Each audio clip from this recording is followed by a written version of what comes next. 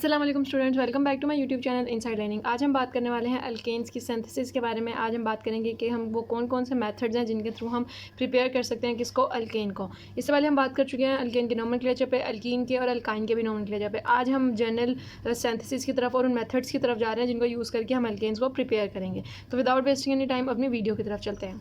Alkanes are simplest organic compounds. They have general formula CnH2n+2। In these compounds, the four valencies of carbon atoms are satisfied by a single bond to either other carbon atom or hydrogen atom. That's why known as the saturated hydrocarbons. जो alkanes होते हैं उनको हम saturated hydrocarbons इस वजह से ही कहते हैं क्योंकि उसके अंदर कार्बन कार्बन के दरमियान या कार्बन और किसी भी और एटम के दरमियान क्या प्रेजेंट होता है, सिंगल बॉन्ड प्रेजेंट होता है। कार्बन जो अपनी वैलेंसी पूरी करता है, 4 वैलेंसी, वो किसके थ्रू करता है, सिंगल बॉन्ड के थ्रू। उसके अंदर कोई भी डबल या ट्रिपल बॉन्ड प्रेजेंट नहीं होता। जो डबल या ट्रिपल बॉन्ड वाले हाइड्रोकार्बन होते हैं उनको हम क्या कहते हैं, अनसैचुरेटेड हाइड्रोकार्बन, और अल्केन्स को हम क्या कहते हैं, सैचुरेटेड हाइड्रोकार्बन। अब यहाँ पढ़ लेते हैं कि वो कौन कौन से मेथड्स हैं जिनके थ्रू हम अल्केन को प्रिपेयर करते हैं। We can prepare alkanes by hydrogenation of unsaturated hydrocarbon. या तो हम हाइड्रोजिनेशन कर दें। हाइड्रोजिनेशन क्या होता है, addition. Hydrogenation mean addition of किसका, हाइड्रोजन का। हाइड्रोजन का एडिशन कर दें किसमें, अनसैचुरेटेड हाइड्रोकार्बन से। डबल बॉन्ड या ट्रिपल बॉन्ड कंटेनिंग हाइड्रोकार्बन है उनके अंदर हम हाइड्रोजन को अगर ऐड कर दें उन कंपाउंड्स उन हाइड्रोकार्बन के अंदर, तो हम हमारा अल्केन्स जो है उसको प्रिपेयर कर सकते हैं। फ्रॉम अल्काइल हैलाइड से प्रिपेयर कर सकते हैं अल्केन्स को। D carboxylation of monocarboxylic acid. D carboxylation क्या होती है, डी मीन्स एलिमिनेट करना, कार्बोक्सिलेशन नाम से ही आपको पता चल रहा है कि कार्बन कंपाउंड को उसमें से एलिमिनेट करेंगे तो मोनोकार्बोक्सिलिक एसिड के, तो हमारे पास अल्केन की फॉर्मेशन होगी। फ्रॉम कार्बोनाइल कंपाउंड से भी अल्केन्स बन सकते हैं। Plus from the Grignard reagents, और ग्रिग्नार्ड रिएजेंट्स के थ्रू भी हम अल्केन्स को प्रिपेयर कर सकते हैं। अब हम 1 बाय 1 इन पाँचों मेथड्स को डिस्कस कर लेते हैं कि क्या प्रोसीजर है जिसके थ्रू हम अल्केन्स प्रिपेयर करते हैं। तो हमारे पास जो फर्स्ट हमारा स्टेप है, फर्स्ट जो पॉइंट है वो है हाइड्रोजिनेशन ऑफ अनसैचुरेटेड हाइड्रोकार्बन्स। हम क्या करते हैं, हाइड्रोजन ऐड करते हैं किसमें, अनसैचुरेटेड हाइड्रोकार्बन्स में। इसी जो मेथड है इसी को हम सेबिटर-सैंडम्स रिएक्शन भी कहते हैं। आपको अक्सर पेपर में इस तरह भी वो दे सकते हैं आपको कंफ्यूज करने के लिए, सेबिटर-सैंडम्स रिएक्शन बताएं या इस रिएक्शन के थ्रू ये जो मेथड है इसमें क्या होता है। तो आपको अगर वो इस नाम से भी कह देना कि ये वाले रिएक्शन के थ्रू अल्केन्स को प्रिपेयर करें तो आपको पता होना चाहिए कि ये कौन सा वाला रिएक्शन है। सेबिटर-सैंडम्स रिएक्शन ये बेसिकली हाइड्रोजिनेशन ही है किसकी, अनसैचुरेटेड हाइड्रोकार्बन्स की। तो आपने ये दोनों नाम इसके याद रखने हैं। हाइड्रोजिनेशन ऑफ अल्कीन्स और alkynes in the presence of nickel at 200 to 300 degree Celsius yields alkanes. क्या कह रहा है वो इसमें, वो कह रहा है हाइड्रोजिनेशन हम कर रहे हैं ऑक्सीजन वो हाइड्रोजन को ऐड कर रहे हैं किसमें, या तो डबल बॉन्ड वाले में या ट्रिपल बॉन्ड वाले में हाइड्रोकार्बन में, किसकी प्रेजेंस में, nickel as a catalyst. Plus temperature क्या दे रहे हैं, 200 to 300 डिग्री सेल्सियस। तो ये हमने निकल एज अ कैटलिस्ट ऐड किया और टेम्परेचर इतना दे के हम यहाँ पे ये हमारे पास क्या, ethene, ETHEN, ethene, double bond है ना तो इथीन है। इथीन के अंदर हम हाइड्रोजन ऐड करेंगे तो अल्टीमेटली क्या हो जाएगा, ये 2 हाइड्रोजन है ना, एक इधर जाके लग जाएगा, एक इधर जाके लग जाएगा, इसका डबल बॉन्ड खत्म हो जाएगा और अब क्या बन जाएगा, सिंगल बॉन्ड, क्योंकि वैलेंसी पूरी हो गई है। तो इस तरह हमारे पास इथीन से क्या बन जाएगा, इथेन विच इज़ अल्केन। अभी हमारे पास क्या था, यहाँ पे हमारे पास था इथीन जो कि अल्कीन है और हम बना के रहे हैं अल्केन, और यहाँ पे क्या बन जाएगा, ये इथेन। तो अल्टीमेटली अल्केन की फॉर्मेशन हो गया।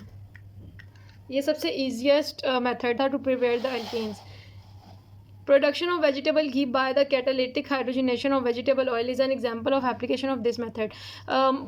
बड़े पैमाने पे या फैक्ट्री लेवल पे हम वेजिटेबल घी बनाते हैं। किस तरह, vegetable ghee by the catalytic hydrogenation of vegetable oil. Vegetable oil को हम यूज़ करते हैं, उसको हम गुजारते हैं कैसे प्रोसेस है जिसमें हम कैटलिस्ट यूज़ करते हैं जैसे कि निकल, प्लस उसको हम वो ऑप्टिमम टेम्परेचर प्रोवाइड करते हैं तो वो अल्टीमेटली किस में कन्वर्ट हो जाता है, वेजिटेबल घी में। तो प्रोडक्शन ऑफ वेजिटेबल घी भी किसकी एप्लीकेशन की एग्जाम्पल है, ये वाला जो हमारा मेथड है हाइड्रोजिनेशन ऑफ अनसैचुरेटेड हाइड्रोकार्बन, इसको अगर हम इंप्लीमेंट कर रहे हैं तो वो आम लाइफ में इस तरह इंप्लीमेंट हो रहा है कि हम वेजिटेबल घी की फॉर्मेशन कर रहे हैं उससे। नेक्स्ट हमारे पास जो एक मेथड है वो है from alkyl halides. Alkyl halide से अल्केन्स किस तरह बनते हैं, an alkane is produced when an alkyl halide reacts with zinc in the presence of an aqueous acid. वो कह रहे हैं अल्केन बनता है कब बनता है, जबकि एक अल्काइल हैलाइड रिएक्ट करता है किसका, जिंक के साथ, किसकी प्रेजेंस में, इन the presence of an aqueous acid. Acid आपको पता है जो हमारे बेसिस होते हैं वो हमें OH नेगेटिव प्रोवाइड करते हैं, जो एसिड्स होते हैं वो H पॉजिटिव देते हैं हमेशा, ठीक है, एक्वस मीडियम में। तो अब हमें क्या क्या चाहिए, यहाँ पे मैंने एक जेनेरिक सा फार्मूला लिखा है। ये हमारे पास अल्काइल हैलाइड है कोई भी, ये हमारे पास जिंक हो गया, ये हमारे पास एक्वस एसिड हो गया, एक्वस एसिड हो गया जिसके अंदर हमारे पास क्या है, हाइड्रोजन आइन, प्लस फिर एंड पे क्या बन जाएगा, अल्केन, और जिंक हैलाइड ऐसे ही साइड पे एज अ बाय प्रोडक्ट बनेगा। मैं इसकी एग्जांपल से आपको बेहतर समझाती हूँ। ये देखें यहाँ पे हमारे पास अल्काइल हैलाइड की जगह पे क्या है, मिथाइल आयोडाइड। आपको पता है आयोडाइड, ब्रोमाइन और ये क्लोरीन, ये सारे क्या है हमारे पास हैलाइड्स हैं। तो हेलाइड की जगह पे क्या यूज़ कर लिया मैंने, आयोडीन। तो आयोडीन जब मिथाइल के साथ लगा तो हम उसे आयोडाइड बनाएंगे, एज अ कंपाउंड हम उसको क्या कहेंगे, मिथाइल आयोडाइड। मिथाइल आयोडाइड को किसके साथ रिएक्ट करवाया, जिंक के साथ प्लस एक्वस एसिड के साथ। जब वो एक्वस एसिड के साथ उसने रिएक्ट किया, इन तीनों ने मिलकर क्या किया, यहाँ पे CH3 था, उसने एक हेलाइड के साथ बॉन्ड बनाया ही क्यों है, क्योंकि उसकी एक्विवेलेंसी खा लिया। अब ये जो हेलाइड वाला बॉन्ड है ना, ये यहाँ से टूटेगा और ये वाला जो एज है ना एक्वस वाला, ये जाके CH3 के साथ अटैच हो जाएगा, तो अल्टीमेटली क्या हो जाएगा, CH4। अब बाकी पीछे क्या रह गया, बाकी रह गया जिंक प्लस ये जो दो हेलाइड हैं ये रह गए। तो जिंक आ गया एज इट इज़, ये मैंने इसको यहाँ लिख दिया। हेलाइड जो थे ये दोनों आपस में, क्योंकि ये जब इससे छूटेगा तो ये भी फिर वो अलोन हो जाएगा, तो इसने इसके साथ बॉन्ड बनाएगा, ये भी फिर I2 हो जाएगा। अल्टीमेटली क्या बन जाएगा, CH4 which is methane plus ZnI2। तो ये एज अ बाय प्रोडक्ट हमारा रिएक्शन के साइड में निकला जिंक हेलाइड जो है, लेकिन जो हमारा मेन प्रोडक्ट है वो क्या है, मीथेन विच इज़ अल्केन। तो अल्टीमेटली हमने क्या किया, हमने मिथाइल आयोडाइड से हमने मीथेन बना लिया। मिथाइल आयोडाइड क्या है, अल्काइल हेलाइड। तो हम ये कह सकते हैं कि अल्काइल हेलाइड से हमने अल्केन की फॉर्मेशन किया। एक और एग्जांपल देख लेते हैं नीचे। यहाँ पे हमारे पास एक और हाइड्रोकार्बन दिया हुआ है जिसके साथ सेकंड नंबर पे हमारे ब्रोमीन लगा हुआ है। अब आपको पता है अगर सेकंड नंबर पे ब्रोमीन लगा तो ये भी क्या है, हाइड्रोकार्बन अल्काइल हेलाइड ही है। तो इसको हम नाम किस तरह दे रहे हैं, 2 ब्रोमो, दूसरी जगह पे ब्रोमो लगा ना, 2 ब्रोमो ब्यूटेन है, ब्यूटेन का पूरा चेंज जो है 2 ब्रोमो ब्यूटेन प्लस हमने जिंक की प्रेजेंस में ही करना है। उसके अलावा हमारे पास यहाँ पे एक्वस मीडियम होना चाहिए, एक्वस मीडियम भी मौजूद है। अब रिएक्शन जब हो जाता है उसके नतीजे में एंड पे क्या होता है, जो ब्रोमीन लगे यहाँ से सेपरेट हो जाता है और वो पूरा ब्यूटेन जो है ना वो कंप्लीट हो जाता है, अब कोई ब्रांच नहीं है। ब्रोमीन सेपरेट होकर क्या होगा, ZnBr2, सिमिलर बिल्कुल जैसे ऊपर हुआ था अभी, उसी तरह यहाँ पे भी होगा। तो यही वो तरीका है जिसके थ्रू हम क्या करते हैं, अल्काइल हेलाइड से हम अल्केन की फॉर्मेशन करें। अब 2 ब्रोमो ब्यूटेन से हमारे पास क्या बन गया, N ब्यूटेन। पहले हम कर रहे थे अल्कीन या अल्काइन से, ट्रिपल बॉन्ड या ट्रिपल बॉन्ड से फॉर्मेशन ऑफ अल्केन। अब हम करेंगे अल्काइल हेलाइड से कि Br है, I है, तो जैसे ही उनका जिंक की प्रेजेंस में रिएक्शन होगा तो जिंक एंड पे उनको लेके as a by product separate हो जाएगा और हमारा एक पूरा अल्केन बन जाएगा। Alkanes can also be prepared from alkyl halides using the palladium charcoal as catalyst. This method also known as hydrogenolysis. अब वो ये कह रहे हैं कि पहले हम कौन सा वो यूज़ कर रहे हैं, हम करें जिंक की प्रेजेंस में। वो कह रहे हैं कि हम इसको प्लाडियम चारकोल की प्रेजेंस में भी कर सकते हैं। अल्काइल हेलाइड से एक और भी तरीका है कि हम अल्काइल हेलाइड से अल्केन्स बना सकें, वो ये तरीका है कि हम किसकी प्रेजेंस में करें, प्लाडियम चारकोल। प्लाडियम चारकोल की प्रेजेंस में हीट करके अगर हम अल्काइल हेलाइड को डील करें तो वो किस में कन्वर्ट हो जाता है, अल्केन्स में। और इसके अंदर हमें क्या क्या रिक्वायर्ड है, इसके अंदर हमें जिंक नहीं रिक्वायर्ड। फिर हम प्लाडियम चारकोल यूज़ करेंगे प्लस हमें हाइड्रोजनेशन हो रही है ना, हाइड्रोजन ऐड करेंगे सिंपल। ये थोड़ा सिंपल मेथड है एज़ कम्पेयर टू ऊपर वाला। इसके अंदर सिंपल आपने हाइड्रोजन ऐड करना है अल्काइल हेलाइड में इन the presence of palladium charcoal और हीट। इसके अंदर कोई आपने जिंक नहीं देना, इसके अंदर कोई एक्वस मीडियम या एक्वस एसिड नहीं देना, आपने जस्ट हाइड्रोजन ऐड करने है। इस प्रोसेस को हम क्या कहते हैं, हाइड्रोजिनोलाइसिस। तो अल्काइल हेलाइड से अल्केन बनाने का एक और भी प्रोसीजर का नाम है, जो क्या मतलब है, हाइड्रोजिनोलाइसिस। इस प्रोसीजर का नाम है। आपको पता होना चाहिए कि हाइड्रोजिनोलाइसिस क्या है, मतलब आपको नोहा हो कि अल्काइल हेलाइड से जो हम एक और मेथड के थ्रू बना रहे हैं, प्लाडियम चारकोल को यूज़ करके अल्केन बना रहे हैं, उस मेथड को हम कहते हैं हाइड्रोजिनोलाइसिस। ये हो गया आपका सेकेंड मेथड।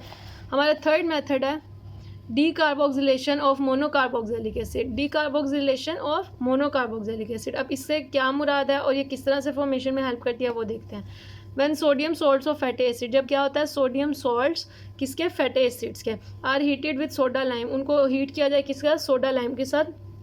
और सोडा लाइम हम बनाते कैसे हैं, prepared by soaking quick lime with caustic soda solution and drying the product. They eliminate a molecule of carbon dioxide to form alkanes. D का मतलब होता है किसी चीज़ को एलिमिनेट करना, निकालना। कार्बोक्सिलेशन नाम से पता चल रहा है किस बात हो रही है, कार्बन डाइऑक्साइड की। तो कार्बन डाइऑक्साइड को निकालना किस में से, मोनोकार्बोक्सिलिक एसिड में से। निकालने के प्रोसीजर को हम क्या कहते हैं, डीकार्बोक्सिलेशन ऑफ मोनोकार्बोक्सिलिक एसिड, और इसके रिजल्ट में हमारे पास क्या फॉर्म होता है, अल्केन्स। अब वो इस पूरे पैराग्राफ में यही कह रहा है कि अगर हम sodium salt of fatty acid, कोई भी फैटी एसिड हो सकता है लेकिन उसका सॉल्ट कौन सा हो, सोडियम सॉल्ट ही हो। फैटी एसिड के सोडियम सॉल्ट को अगर हम हीट करें और विद सोडा लाइम के साथ, सोडा लाइम बेसिकली हमारे पास NaOH होता है। NaOH को जब हम हीट करेंगे तो हमारे पास एज अ रिजल्टेंट क्या होगा, जो कार्बन डाइऑक्साइड होगी वो मोनोकार्बोक्सिलिक एसिड में से एलिमिनेट हो जाएगी, और जब उसमें से एलिमिनेट होगी तो एज अ रिजल्ट हमारे पास क्या बन जाएगा, अल्केन बन जाएगा। और प्लस यहाँ पे एक और बड़ी इंपॉर्टेंट वो डेफिनेशन या फॉर्मेशन कह लें, soda lime. How soda lime forms, what is soda lime, ठीक है, और what is the formation of soda lime, ये बड़ा इंपॉर्टेंट शॉर्ट क्वेश्चन है इसमें से। तो आपने बताना है कि soda lime prepared by soaking quick lime with caustic soda solution and drying the product. अब हम इसकी ये मैंने इसका एक जेनेरिक सा वो लिखा हुआ है फॉर्मूला कि क्या तरीकाकार क्या होता है। तो sodium salt of N acid, ये सबसे पहले क्या है हमारे पास एसिड का सोडियम सॉल्ट है प्लस इसके साथ NaOH है in the presence of quick lime CaO और हीट। तो अल्टीमेटली क्या होगा, यहाँ से COO एलिमिनेट हो जाएगा, ये वाला COO, और प्लस यहाँ से Na ये दोनों Na2 हो जाएगा, और यहाँ पे हमारे पास क्या था CO तो एज इट इज़ आ जाएगा, और साथ में इसकी क्या आ जाएगा 3। तो CO यहाँ पे ऐसे आ जाएगा। अब यहाँ पे CO3 किस तरह से आया है, ये जो CO3 है ना, बेसिकली आपने ये देखना है कि ये जो CO है ना, यहाँ से ये 2 O निकले हैं और एक C, 2 O तो यही हो गए, अब एक O ये वाला है, तो ये क्या हो गया CO3, 3 ऑक्सीजन है ना, O3 हो गया, 1 2 3 ऑक्सीजन है, O3 हो गया, C एज इट इज़ आ गया, प्लस Na2। अब ये 2 Na कहाँ से है, एक ये वाला Na है और एक ये वाला Na है, तो ये Na2CO3 प्लस यहाँ पे R था और यहाँ पे H था, ये वाला H जो है ये R के साथ जाके मिला तो इसने इसको कंप्लीट कर दिया। अब मैं आपको एग्जाम्पल से समझाती हूँ, आपको बिल्कुल अच्छे से समझ आ जाएगा। सोडियम प्रोपेनेट, अगर मैं इसका स्ट्रक्चर देखूँ तो ये है तो एक ये sodium salt of fatty acid. तो अब अल्टीमेटली क्या होगा, इन the presence of NaOH plus हम CaO और हीट की प्रेजेंस में क्या बनेगा, यहाँ पे जो ये वाला Na है ये प्लस ये वाला Na, ये दोनों एक दूसरे का कंबाइन क्या बना देंगे Na2, और यहाँ पे ये वाला सबसे पहले प्रोसेस क्या है, ये डीकार्बोक्सिलेशन है ना, तो कार्बन डाइऑक्साइड ने यहाँ से निकलना है इस पूरे कंपाउंड में से, C2O प्लस एक ये वाला O, तो क्या हो गया CO3 हो गया, ये हो गया सारा बाय प्रोडक्ट जो निकल गया। अब पीछे क्या बचा है CH3 CH2 और यहाँ से एक H, तो ये वाला जो CH2 है ये क्या हो जाएगा CH3, क्योंकि इसकी एक वैलेंसी भी कार्बन की खाली है ना, तो इसने अपनी जगह तो भरनी है, तो ये एक H पड़ा है, तो ये वाला जो एक H है ये कहाँ चला जाएगा, इस वाले कार्बन के पास, तो अल्टीमेटली यहाँ पे क्या हो जाएगा CH3 क्या बन गया इथेन। तो इस तरह से हमने देखा कि कैसे sodium salt of fatty acid which is sodium propanoate वो इथेन में कन्वर्ट हो रहा है in the presence of NaOH CaO and heat. तो और एज अ बाय प्रोडक्ट हमारे पास Na2CO3 आ रहा है। कोल्ब्स इलेक्ट्रोलाइटिक मेथड काफ़ी इंपॉर्टेंट है, ये एज अ लॉन्ग भी आता है अलग से, एज अ शॉर्ट भी आ सकता है, तो आपने इसको अच्छी तरह से समझना है। When a concentrated solution of sodium or potassium salt of a monocarboxylic acid is electrolyzed, जब क्या होता है concentrated solution किस चीज़ का, सोडियम या पोटाशियम सॉल्ट का, of a monocarboxylic acid is electrolyzed and alkane is produced. This method only suitable for the preparation of symmetrical alkanes. अब होता क्या है कि हमारे पास मोनोकार्बोक्सिलिक एसिड या तो कौन सा हो, या पोटाशियम हो या सोडियम हो, हम उसको क्या करें, हम उसको इलेक्ट्रोलाइज्ड करें। इलेक्ट्रोलाइज्ड होता है कि आप उसको चार्ज प्रोवाइड करें, और आपको पता है इलेक्ट्रोलाइसिस करने के लिए आपको वाटर की ज़रूरत होती है।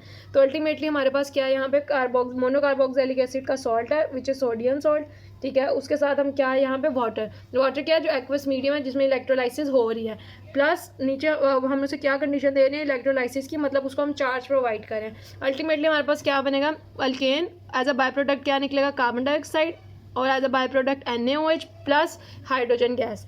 तो ये किस तरह से हुआ है, ये मैं आपको थोड़ा सा बता दूँ कि ये यहाँ से ये सारी चीज़ें यहाँ कैसे कन्वर्ट हुई हैं।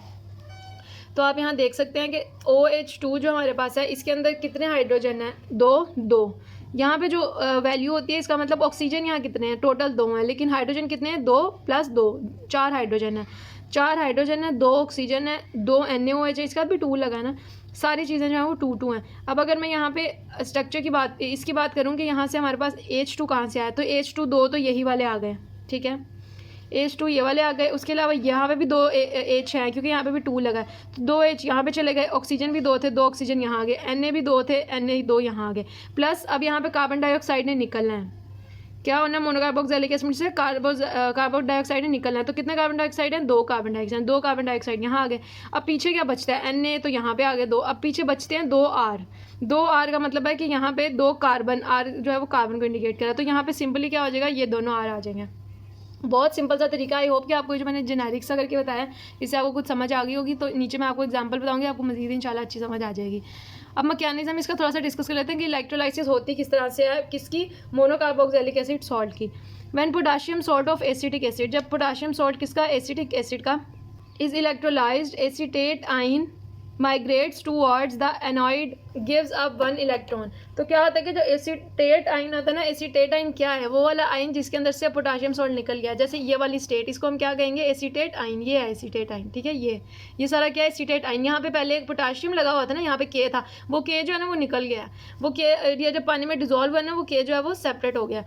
तो उसके बाद ये जो हमारे पास एसीटेट आइन है कहाँ मूव कर जाएगा, एनोड पे। एनोड कौन सी साइट होती है इलेक्ट्रोलाइसिस में, जो पॉजिटिव होती है। gives the electron to produce acetate free radical which gives decomposes to give a methyl free radical। अब कंडीशन आ गई एसीटेट आयन की। अब ये एसीटेट आयन क्या करेगा, ये सिंपल जाएगा और ये कितने हमारे पास एसीटेट आयन है 2। एसीटेट आयन आगे जाके क्या करेगा, यहाँ से 2 इलेक्ट्रॉन निकाल देगा क्योंकि अभी इसके ऊपर नेगेटिव चार्ज है। नेगेटिव चार्ज का मतलब है इसके अंदर इलेक्ट्रॉन्स जो है वो ज़्यादा है क्योंकि यहाँ से पोटाशियम आयन निकल गया है, तो अब इसने नेगेटिव चार्ज को अपने अंदर से रिमूव करना है, इसकी वजह से यहाँ से 2 इलेक्ट्रॉन्स निकालेगा। जैसे ये 2 इलेक्ट्रॉन्स यहाँ से निकले हैं उसके बाद हमारे पास क्या बन गया, रेडिकल की फॉर्म। ऊपर आप डॉट देख सकते हैं ऑक्सीजन के ऊपर, ये जो रेडिकल की फॉर्म है अभी आगे जाके सेपरेट होगी। रेडिकल फॉर्म में से अब कितने हैं यहाँ पे, ये 2 हैं। ये सारा कंपाउंड कितनी दफ़ा, 2 दफ़ा। तो इसमें से कार्बन डाइऑक्साइड भी कितने निकलेंगे, 2। ये कार्बन डाइऑक्साइड है ना CO2, इसको निकालना ही तो है इसमें से, तो ये 2 यहाँ से कार्बन डाइऑक्साइड निकल आए, प्लस अब यहाँ पे पीछे क्या आ गया, 2 CH3 एज इट इज़ आ गए। फिर उसके बाद क्या, अब CH3 आपको पता है कार्बन की भी एक वैलेंसी, क्योंकि ये 4 हाइड्रोजन के साथ अटैच होता है तो इसकी वैलेंसी पूरी होती है 4 है इसकी वैलेंसी। अब 3 इसके साथ हाइड्रोजन है तो इसके ऊपर अभी एक रेडिकल रहता है, इसको एक जगह भी खाली है इसके बाद। फिर ये वाला CH3 जो है ये एक और CH3 के साथ क्या करेगा, बॉन्ड बनाएगा। अब ये कौन से 2 CH3 हैं, ये इन्होंने खोल दिए हैं, मतलब ये 2 थे ना CH3, तो मैंने इन दोनों CH3 को ऐसे खोल के लिख दिया। इन दोनों को खोलेंगे, दोनों ही CH3, इन दोनों को बॉन्ड की जरूरत है, तो ये दोनों आपस में क्या बना लेंगे, बॉन्ड। तो अल्टीमेटली हमारे पास क्या बन जाएगा, अल्केन। तो अल्केन जो कॉल्ब्स इलेक्ट्रोलाइटिक मेथड है उसमें अल्केन कहाँ पे बन रहा है, एनोड पे। ठीक है, अल्केन कहाँ बन रहा है, एनोड पे। सबसे पहले जब इलेक्ट्रोलाइसिस में हम पानी में डिजोल्व करते हैं ना sodium monocarboxylic acid salt of potassium को, तो पोटाशियम उससे सेपरेट हो जाता है, पीछे क्या बचता है, एसिटिक एसिड। अब ये जो एसिटिक आयन बचा ना पीछे, इसमें ऑक्सीजन के ऊपर क्या है, नेगेटिव चार्ज। सबसे पहले तो वही नेगेटिव चार्ज रिमूव करेगा एनोड पे जाके। एनोड पे क्यों जाता है, क्योंकि ये नेगेटिव है, एनोड क्या है, पॉजिटिव। तो जब वो पॉजिटिव वाले एनोड पे जाता है, जाते ही वो अपना क्या करता है, इलेक्ट्रॉन को निकालता है। 2 इलेक्ट्रॉन से 2 क्यों निकाले, 1 क्यों निकाला, क्योंकि यहाँ पे 2 ये वाला कंपाउंड गिवन है, 2 इलेक्ट्रॉन निकलेंगे। अब पीछे क्या बच गया, इसके ऊपर आ गया रेडिकल ऑक्सीजन के ऊपर, क्योंकि इसके पास अभी वैलेंसी खाली है, इसकी किसी को साथ दे सकता है अपना। नेक्स्ट स्टेप में क्या होता है कि ये जो यही वाला जो कंपाउंड है ना, ये अपने कार्बन डाइऑक्साइड को रिमूव करता है। कितने निकलेंगे, 2 कार्बन डाइऑक्साइड निकल के, पीछे क्या बचा, 2 CH3। अब आपको पता है CH3 के ऊपर इस तरह रेडिकल का साइन मैंने इसलिए डाला है क्योंकि ये CH4 हो तो फिर पूरा कंपाउंड बनता है। तो अब ये 2 CH3 हैं, हम इनको खोल के लिख लेंगे, दोनों को खोल के लिखा तो ये आपस में एक दूसरे के साथ ही बॉन्ड बना लेंगे क्योंकि इन्होंने स्टेबिलिटी हासिल करनी है। एज अ रिजल्ट क्या बन जाएगा हमारे पास, अल्केन। अब दूसरी जगह पे क्या हो रहा है, वहाँ पे है कैथोड। कैथोड पे क्या चीज़ हो रही है, अब यहाँ से जो नेगेटिव इलेक्ट्रॉन निकले थे वो क्या करेंगे, वो जाएंगे कैथोड पे। कैथोड पे पानी भी ऑलरेडी मौजूद है, फिर पानी और वाटर आपस में रिएक्ट करके क्या बना देंगे, 2OH नेगेटिव। OH इसमें OH होता है ना वाटर में, वाटर के अंदर क्या क्या होता है, एच होता है और OH होता है। तो 2 OH इसमें से 2 है ना वाटर के मॉलिक्यूल, 2 OH इसमें से निकल गए, पीछे क्या बचता है, पीछे बचते हैं 2 हाइड्रोजन, ये वाले 2 हाइड्रोजन। तो 2 हाइड्रोजन भी यहाँ से निकल गए एज अ बाय प्रोडक्ट। अब ये जो 2OH नेगेटिव है, ये आगे वो जो पोटाशियम शुरू में निकला था यहाँ पे जो पोटाशियम के पॉजिटिव शुरू में एलिमिनेट हो गया था वो यहाँ पे मौजूद है। 2K पॉजिटिव प्लस ये वाला 2OH नेगेटिव, इन दोनों का रिएक्शन होगा तो ये क्या बन जाएगा, 2KOH which is a by product. अब ये वाला अगर आप रिएक्शन देखिए एंड पे क्या क्या चीज़ें बन रही हैं, एक 2KOH बन रहा है, एक बन रहा है H2O, एक कार्बन डाइऑक्साइड और एक अल्केन। अब यहाँ पे भी जर्नल वाला जो पूरा रिएक्शन है उसमें भी यही सब नहीं बन रहा, एक अल्केन, 2 कार्बन डाइऑक्साइड, वहाँ पे मैंने KOH यूज़ किया, यहाँ मैंने NaOH यूज़ किया, वहाँ potassium salt of carboxylic acid, यहाँ sodium salt of carboxylic acid, plus एक हाइड्रोजन निकल रहा है। सेम वही चीज़ें जो बताने का मकसद ये है कि जो कोल्ब्स इलेक्ट्रोलाइटिक मेथड है ये रिएक्शन सारा यही है, लेकिन उसका मैकेनिज्म क्या है, एनोड पे क्या चीज़ जाती है, कैथोड पे क्या चीज़ जाती है, वो मैंने नीचे एक्सप्लेन किया कि एनोड पे जाके अल्केन बन रहा है, कार्बन डाइऑक्साइड बन गया, और कैथोड पे क्या क्या बन रहा है, हाइड्रोजन बन रहा है। और शुरू में जो हमारा पोटाशियम निकला था जिसकी वजह से एसिटिक आयन बना था, वो पोटाशियम आयन फाइनली जाके कैथोड पे चला जाता है क्योंकि उस पर पॉजिटिव चार्ज है, और एनोड पे एसिटिक आयन इसलिए जाता है क्योंकि उस पर नेगेटिव चार्ज है। और वो जो हमारा पॉजिटिव चार्ज वाला पोटाशियम आयन निकला था वो जाके OH के साथ अटैच हो क्या बना देगा, 2KOH। तो ये सारा वो मैकेनिज्म है कोल्ब्स इलेक्ट्रोलाइटिक मेथड के अंदर जिसके थ्रू अल्केन की फॉर्मेशन होती है। नेक्स्ट जो हमारे पास मेथड है वो है फ्रॉम कार्बोनाइल कंपाउंड, यानी एल्डिहाइड या कीटोन को यूज़ करते हुए अगर हम अल्केन की फॉर्मेशन कर रहे हैं तो वो उसका क्या प्रोसीजर है, उसमें कौन कौन से कैटलिस्ट यूज़ होते हैं, क्या उसकी रिक्वायरमेंट्स हैं। ये इसमें से 2 इंपॉर्टेंट शॉर्ट क्वेश्चन लाजमी आते हैं, ये तो एक क्लेमेंसन वाले और वुल्फ किशनर्स रिडक्शन, ये पक्का है कि ये आते ही आते हैं 2 short question. The carbonyl groups of aldehydes और ketones are reduce to methyl और methylene group respectively by either Clemmensen और वुल्फ रिडक्शन, किशनर रिडक्शन। अब इसके अंदर आपने ये याद रखना है कि पहला कौन सा तरीका है, पहला तरीका एल्डिहाइड का। अगर एल्डिहाइड के थ्रू रिडक्शन हो रही है और एल्डिहाइड के थ्रू अल्केन की फॉर्मेशन हो रही है उसको हम क्या करेंगे, क्लेमेंसन। आपको वो शॉर्ट क्वेश्चन में ये पूछ सकता है कि व्हाट इज क्लेमेंसन और वुल्फ किशनर रिडक्शन। तो आपने बताना कि क्लेमेंसन जो फॉर्मेशन, ये जो प्रोसीजर है शॉर्ट क्वेश्चन, ये एल्डिहाइड के थ्रू हो रहा है, और वुल्फ किशनर रिडक्शन कीटोन्स के थ्रू।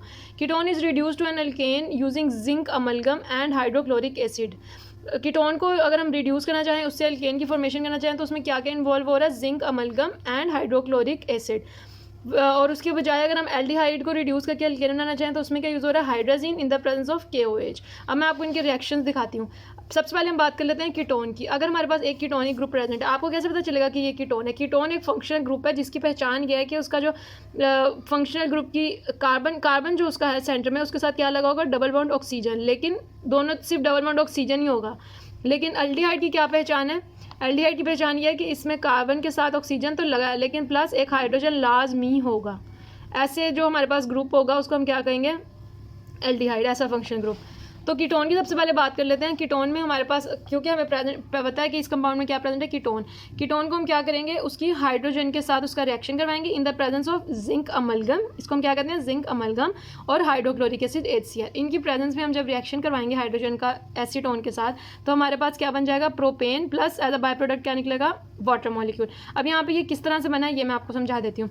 सबसे पहले आपने ये देखना है कि इसके अंदर आपका यहाँ से क्या चीज़ रिमूव हो रही है। यहाँ से रिमूव हो रहा है ये एक ऑक्सीजन, ये वाला जो ऑक्सीजन है ये क्या हो गया, इस पूरे कंपाउंड में से रिमूव।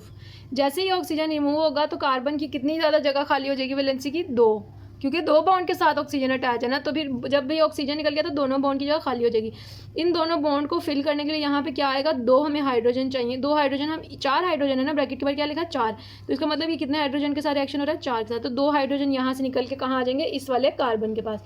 जैसे इस वाले कार्बन के पास 2 हाइड्रोजन आएंगे, इसकी वैलेंसी हो जाएगी पूरी। तो ये क्या बन जाएगा, CH3 CH3 CH2 CH2 CH3 CH3। तो ये हो गया हमारा पूरा अल्केन, ये तो बन गया। अब यहाँ पे क्या रह गया, 2 हाइड्रोजन, 4 है ना, 2 बच गए। 2 हाइड्रोजन और एक ऑक्सीजन क्या बना देगा, वाटर मॉलिक्यूल H2O। तो ये हमारे पास कौन सा अल्केन बन गया, propane with the help of zinc amalgam and HCl। किससे है, एसीटोन से। नेक्स्ट हमारे पास एल्डिहाइड की एग्जांपल देख लेते हैं। एल्डिहाइड के केस में क्या होता है, हाइड्रोजन ही ऐड हो रहा है। कितने, 4 हाइड्रोजन ऐड हो रहे हैं इन द प्रेजेंस ऑफ हाइड्रोजीन और KOH। हाइड्रोजीन N2H4 को हम क्या कहते हैं, हाइड्रोजीन और KOH in the presence of temperature क्या है, 200 डिग्री सेल्सियस। अब इस प्रोसीजर में क्या होता है, यहाँ पे भी हमने अल्केन की फॉर्मेशन ही करनी है। तो सिंपली क्या होगा, ये वाला ऑक्सीजन जैसे वहाँ पे वाटर मॉलिक्यूल बना था, इसके 2 हाइड्रोजन, H2O हो गया। बाकी क्या बचा, इसके 2 हाइड्रोजन और इसका 1 हाइड्रोजन। तो कार्बन की कितनी वैलेंसी खाली हो जाएगी, 2। अब कार्बन को कितने टोटल चीज़ें चाहिए अपने साथ कंबाइन करने के लिए, कार्बन को टोटल चाहिए 1 2 3। कार्बन को टोटल 3 हाइड्रोजन चाहिए। एक तो उसके पास पहले ही मौजूद है, 2 यहाँ से आ जाएंगे हाइड्रोजन, तो कितने हो जाएंगे, 3, जो कि उसे रिक्वायर्ड है। CH3 एज इट इज़ आ गया, ये वाला CH इसके साथ है ना, 2 और आ जाएंगे साथ वाले हाइड्रोजन से, तो ये भी CH3 हो जाएगा। और साथ में H2 as a by product. तो ये कितना सिंपल तरीका था, by using zinc amalgam HCl और hydrazine KOH in the presence of, मतलब ketone in the presence of these compounds, या एल्डिहाइड कन्वर्ट हो सकता है अल्केन्स में। ठीक है, और ये बहुत इजी तरीका, लेकिन आपने क्लेमेंसन और वुल्फ किश्नर रिडक्शन, ये वर्ड्स याद रखने, इनके थ्रू शॉर्ट क्वेश्चंस काफ़ी ज़्यादा आते हैं। तो हमारा जो लास्ट अब मेथड है जिसके थ्रू हम प्रिपरेशन कर सकते हैं अल्केन की, वो है फ्रॉम ग्रिग्नार्ड रिएजेंट। अब ग्रिग्नार्ड रिएजेंट के को यूज़ करते हुए हम किस तरह से फॉर्मेशन करते हैं वो हम थोड़ी सी स्टडी कर लेते हैं। एल्काइल हैलाइड्स रिएक्ट, अच्छा इसके अंदर भी अब हम यूज़ क्या करने वाले हैं, alkyl halides. Alkyl halides react in anhydrous ether. Anhydrous ether के प्रेजेंस में एल्काइल हैलाइड हम रिएक्ट करते हैं किसके साथ, with magnesium to form alkyl magnesium halide known as Grignard reagent. They decompose on treatment with water और dilute acid to give alkanes. यहाँ पे हमारे पास एक पूरा ये जो कंपाउंड है इसको हम कह रहे हैं एल्काइल मैग्नीशियम हैलाइड। ये अल्काइल, ये मैग्नीशियम लगा, ये हैलाइड लग गया in the presence of water और acid ether as a catalyst. ठीक है, क्या बनेगा अल्टीमेटली, यहाँ पे आपका Mg जो है, Mg, ये वाला Mg प्लस Br, ये इसके साथ ही रहेगा। यहाँ से OH, ये वाटर मॉलिक्यूल है ना, H2, ये तीनों जाके एक दूसरा कंबाइन हो जाएंगे। अल्टीमेटली इसकी एक बॉन्ड की जगह खाली रहेगी, तो यहाँ पे ये वाला जो H है ये क्या चला जाएगा, इसके पास चला जाएगा। तो ये हो जाएगा CH3 Mg Br OH। तो अल्टीमेटली हमारे पास क्या बन जाएगा, अल्केन। सेकेंड एग्जाम्पल डिस्कस कर लेते हैं। एल्काइल, इसका नाम ये है एल्काइल, ये एल्काइल है, मैग्नीशियम ये हैलाइड है। अल्काइल मैग्नीशियम हैलाइड को हम एक्वस मीडियम में इन the presence of acid ether हम उसको रिएक्ट करवाएंगे, तो फिर क्या होगा, MgBr OH के साथ लग जाएगा। और H, क्योंकि आपको पता है आपने अल्केन बनाना है, तो आप पॉसिबिलिटीज़ देखो, H ये वाला फ्री करो और इस CH3 के साथ लगाओगे तो क्या बन जाएगा, CH4, ये CH4 हो गया, मीथेन बन गया, प्लस MgBr OH, ये आपस में एक दूसरे के साथ as a by product attach है। तो ये हमारा आखिरी मेथड था। टोटल 5 मेथड हैं जिसके थ्रू हम प्रिपरेशन कर सकते हैं किसकी, अल्केन की। अब नेक्स्ट हमारे पास कुछ फिजिकल प्रॉपर्टीज़ मैंने लिखी हैं, इनको एक दफ़ा रीड आउट कर लेते हैं। Physical properties of alkanes. Alkanes up to 4 carbon are colourless. Alkanes 4 carbon alkanes, आपको पता, मैंने आपको पहले भी कहा है कि आप वो 10 नाम लाजमी याद करें, methane, ethane, propane, butane, simplest hydrocarbon के। उनमें से पहले 4 जो हैं वो तो क्या है, कलरलेस और ऑर्डरलेस गैसेज हैं। फिर पेंटेन है 5वां कार्बन, पेंटेन से लेके हेप्टाडिकेन तक 17 तक, C5 C17 तक कलरलेस हैं और ऑर्डरलेस हैं और लिक्विड हैं। फिर उससे जो हायर मेंबर्स हैं ना, C18 से आगे जितने भी हैं वो सारी क्या हैं, वैक्सी, सॉलिड, कलरलेस एंड ऑर्डरलेस। ये उनकी फिजिकल प्रॉपर्टीज़ हैं कि अल्केन्स असल में कैसे हैं, कौन सी अल्केन्स लिक्विड हैं, कौन से गैसेज हैं, कौन से वैक्सी हैं, सॉलिड हैं। Alkanes are non polar. Alkanes क्या है, नॉन पोलर होते हैं। Their physical constants increase with increase in number of carbon. उनके फिजिकल कॉन्स्टेंट्स जो होते हैं, जैसे boiling point, melting point, density, ये सारे इंक्रीज़ करते जाते हैं। कैसे कैसे, जैसे जैसे उनका कार्बन नंबर इंक्रीज़ होता है। जैसे जैसे आपको पता है मीथेन का सबसे कम होगा, फिर इथेन, फिर प्रोपेन, ब्यूटेन, पेंटेन, हेक्सेन, जैसे जैसे उनके कार्बन नंबर बढ़ेंगे उनकी ये प्रॉपर्टीज़ भी डिस्टर्ब होंगी।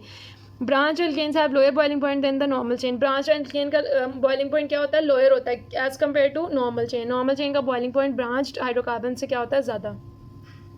तो ये हमने कुछ फिजिकल प्रॉपर्टीज़ डिस्कस कर लिया ऑफ अल्केन्स। आई होप ये पूरी वीडियो आपको अच्छी तरह समझ आ गई होगी और ये टॉपिक भी आपने अच्छी तरह कवर कर लिया होगा, प्रिपरेशन और synthesis of alkanes. 5 total method थे। यह आज हमारा टॉपिक बिल्कुल कंप्लीट हो गया है। नेक्स्ट इंशाल्लाह हम बात करेंगे रिएक्टिविटी ऑफ अल्केन्स के बारे में। तो आपने वो वीडियो भी ज़रूर देखना है, चैनल को सब्सक्राइब करें और मेरी आने वाली बाकी वीडियोज़ के लिए अपना बेल आइकन ज़रूर प्रेस करें। Thank you.